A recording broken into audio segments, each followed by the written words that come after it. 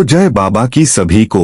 आज हम आपको सुनाएंगे गोगा जी महाराज की महापुराण, जिसको सुनने या पढ़ने से आपके सारे कष्ट दूर हो जाते हैं। और 10वां अध्याय, गुरु गोरखनाथ का बड़ीनाथ धाम में तपस्या तथा कनिफानाथ से मुलाकात। गोरखनाथ जब ये नहीं समझ पाए कि मिट्टी के बने गाड़ीवान में जान कैसे पड़ गई, तो गोरखनाथ को अनुभवहीन समझकर गुरु मच्छेंद्रनाथ बोले, तुम अब यहाँ से जाकर बद्रीनाथ आश्रम में पहुंचकर शंकर भगवान का ध्यान कर तपस्या करो और शिवजी से वरदान प्राप्त करो, तभी तुम्हारी समस्त विद्याएं परिपक्व होंगी।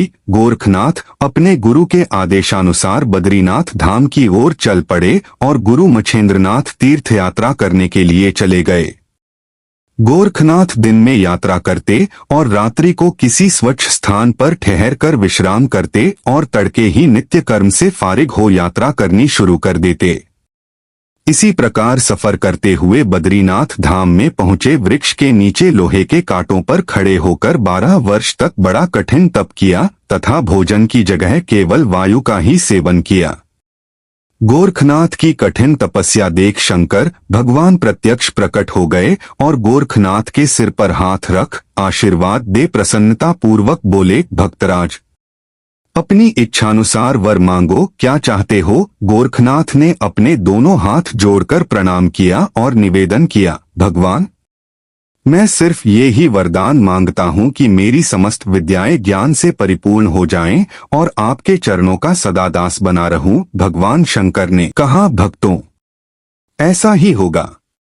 तुमने जो भी विद्याएं सीखी हैं वह तो परिपक्व हो ही जाएंगी। इसके अलावा और जो भी अनेक विद्याएं बाकी रह गई हैं, इनकी भी सिद्धि प्राप्त हो जाएगी। भगवान शंकर से वरदान मिलने के बाद गोरखनाथ ने अपनी तपस्या को परिपूर्ण हुई समझा और बद्रीनाथ धाम से कूच कर तीर्थ यात्रा को चल पड़े। उनकी मनोकामना यही थी कि किसी प्रकार गुरुदेव के दर्शन हो जाएं।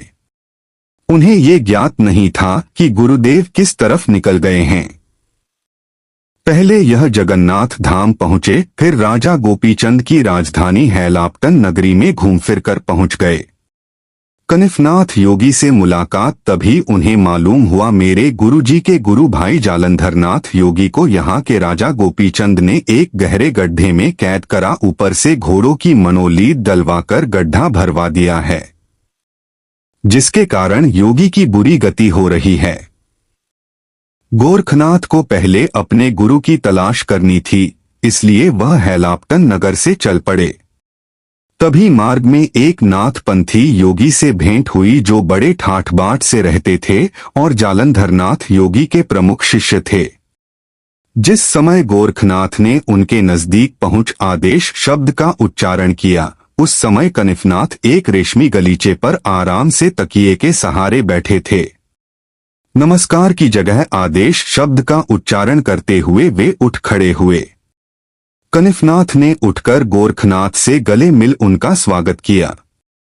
फिर अपने पास बिठाकर पूछा, मैं आपका परिचय जानने का इच्छुक हूँ। कनिफनाथ योगी त्रिया राज्य से घूमते हुए और गुरु मच्छेंद्रनाथ से भेंट करते हुए आए थे। वहां उनका काफी स्वागत हुआ था। यहां आकर बाग में ठहरे हुए थे। कनिफनाथ ने भी गोरखनाथ का नाम अच्छी तरह सुन रखा था, परंतु परिचय प्रथम बार ही हुआ था। कनिफनाथ बोले, भाई, यहाँ के आम बहुत मीठे हैं, यदि इच्छा हो तो तुड़वाकर मंगवाऊं। गोरखनाथ बोले, भाई, व्यर्थ खटखट करना समझ में नहीं आया, परेशान होने से क्या लाभ। कनिफनाथ बोले, भाई, इसमें खटखट की क्या बात है, मेहमानदारी करना तो इंसान का फर्ज है। अभी शिष्यों को आदेश करता हूँ, मीठे मीठे फल तोड़ लाएंगे। गोरखनाथ बोले, शिष्य भी तो इंसान ही हैं, जरा से जबान के स्वाद के लिए धूप में उन्हें भी क्यों कष्ट दिया जाए। इस पर कनिफनाथ बोले, शिष्यों को भी छोड़ो, मैं अपनी विद्या के प्रभाव से यहाँ आमों को मंगवा देता हूँ, फिर किसी को भी कष्ट उठाने की क्या आवश्यकता रहेगी। इतना कहकर कनिफनाथ ने अपनी योग विद्या का चमत्कार दिखाया और उसी समय विभाजास्त्र के मंत्रों से अभिमंत्रित भस्म को आम के वृक्षों की तरफ फेंका। जिसके प्रभाव से पके हुए आम वृक्ष से टूट टूट कर कनिफनाथ के सामने आकर इकट्ठे हो गए। दोनों संत तब हाथ मुंह धोकर प्रेम पूर्वक आमों का सेवन करने लगे। पेट भर कर आम खा लेने के बाद जब दोनों संतों का मन भर गया तब भी बहुत से आम बच गए। तब कनिफनाथ से गोरखनाथ बोले, भाई अब इन फलों को इनके स्थान पर वापस भेज दो। इससे ये होगा कि फल ताजे बने रहेंगे, बासी करने से क्या लाभ। और वृक्ष भी जो बिना फलों के शोभाहीन हो गए हैं उनकी भी शोभा बढ़ जाएगी। गोरखनाथ की बात सुनकर कनिफनाथ बोले, कभी एक बार टूट जाने पर फल दोबारा वृक्षों पर लग सकते हैं? बिल्कुल अनहोनी और एकदम असंभव बात है। गोरखनाथ बोले, उसी प्रकार लग सकते हैं जिस प्रकार टूटने से पहले लगे हुए थे। असंभव को संभव बना देना ही तो संत की करामात है। जो परिपूर्ण गुरु का चेला है उसके लिए असंभव शब्द बना ही नहीं। पूरे गुरु के चेले से तो ब्रह्मा जी भी थर थर कांपते हैं। गोरखनाथ की बात सुनकर कनिफनाथ ताव में भरकर बोले, पूर्ण गुरु के शिष्य ही परिपूर्ण होते हैं।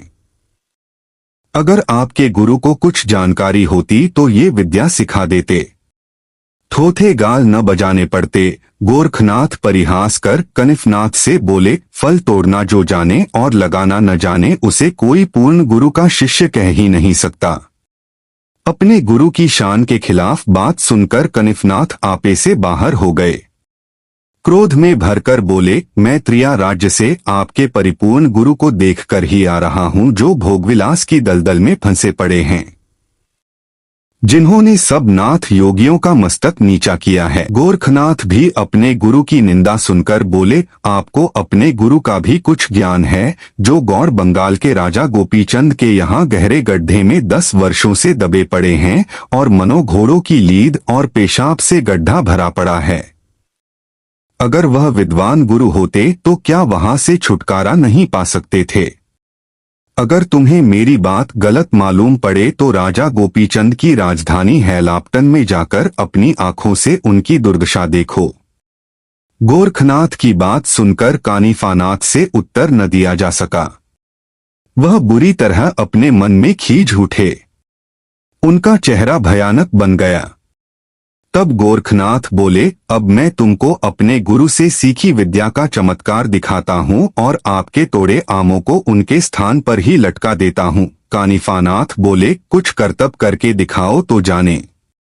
व्यर्थ ताल बजाने से क्या लाभ। कानिफनाथ की बात गोरखनाथ को अच्छी न लगी, परंतु उन्होंने गंभीर तथा शांत रहकर प्रेरणास्त्र और संजीवन मंत्रों से अभिमंत्रित भस्म उन फलों पर डाली।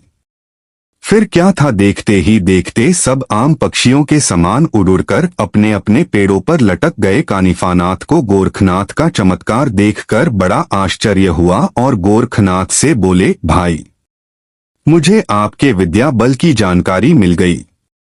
अभी मुझे बहुत कुछ सीखना बाकी है और आपके मिलने से ये भी फायदा हुआ कि मुझे अपने गुरु का पता चल गया, जिनकी खोज में मैं बरसों से परेशान था। कानिफनाथ की बात सुनकर गोरखनाथ विनम्र हो बोले, भाई आपके मिलने से मुझे भी कम लाभ नहीं हुआ। मीठे मीठे आम तो पेट भरकर खाने को मिले ही, आपके द्वारा मुझे भी गुरु जी का पता मिल गया। उनकी खोज में मैं जगह जगह भटकता फिर रहा था। इस प्रकार कह दोनों प्रेम पूर्वक गले मिले और आपस में प्यार पूर्वक वार्तालाप करते हुए एक दूसरे से जुदा हुए तथा दोनों अपने अपने गुरु की खोज में चल दिए। गोरखनाथ सोचते जाते थे किस प्रकार त्रिया राज्य में जाकर अपने गुरु को लाया जाएगा और कानिफनाथ अपने गुरु जालंधरनाथ को छुड़ाने को राजा गोपीचंद की राजधानी हैलाप्टन जा पहुंचे। श्री गोगा महापुराण 10वां अध्याय समाप्त। जय श्री गोगा जी महाराज। ऐसी ही वीडियो देखने के लिए हमारे YouTube चैनल को लाइक शेयर सब्सक्राइब जरूर करें।